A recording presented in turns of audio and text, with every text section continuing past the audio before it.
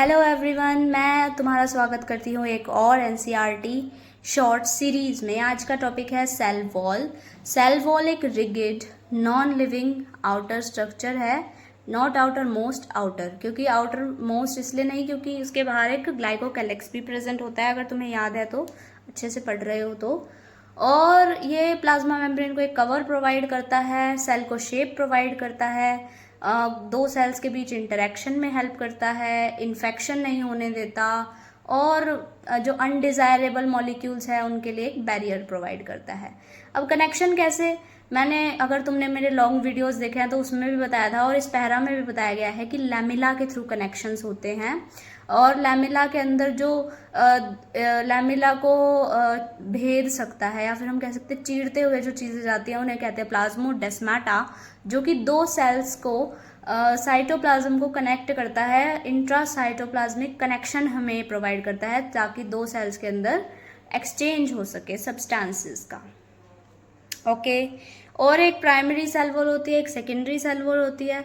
Primary और secondary cell wall में क्या होता है कि प्राइमरी सेल वॉल ग्रोथ के लिए कैपेबल होती है, बट कुछ टाइम बाद वो डिमिनिश हो जाती है, क्योंकि कोई भी चीज़ ऐसी नहीं है जो ज़िंदगी भर ग्रोथ करेगी। भले ही हम कह देते हैं plants have unlimited growth, but कभी तो रुकते हैं, नहीं तो वो तो आसमान छू जाएंगे। हाँ, होता है कि भाई वो वापस भी ग्रोथ गेन करते हैं, उनमें डिफ्रेंशिएशन, डी डिफ्रेंशिएशन, री डिफ्रेंशिएशन वाले फिनोमिना होते हैं। ये हम आगे पढ़ेंगे हॉर्मोन्स वाले चैप्टर में। टू मेंटेन योर क्यूरोसिटी मैं थोड़ा थोड़ा तुम्हें बता देती हूँ, ठीक है। और दो मेन इसमें सेल वॉल्स बताई गई हैं। एक है प्लांट्स की जो कि बनती है सेलुलोस, हेमी सेलुलोस और पैक्टिन्स एंड प्रोटीन्स से, और एल्गा की बनती है किससे, एल्गा की galactans, mannans, minerals and cellulose. और जो लैमेला है वो मेनली किससे बनता है, कैल्शियम पैक्टेट से बना होता है। काफ़ी इंपॉर्टेंट पैराग्राफ है, काफ़ी छोटा है बट इन्फॉर्मेशन बहुत ज़्यादा दे दी गई है इसमें, तुम्हें याद रखना है।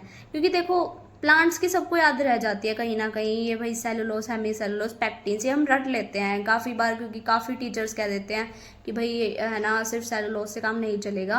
बट एल्गे वाली भी याद रखना, क्योंकि ये नीट का PYQ ही है, ये भी पूछा गया है। और अगर तुम्हें ये एज इट इज़ याद नहीं है तो तुम्हारा गलत होने के काफ़ी हाई चांसेस हैं।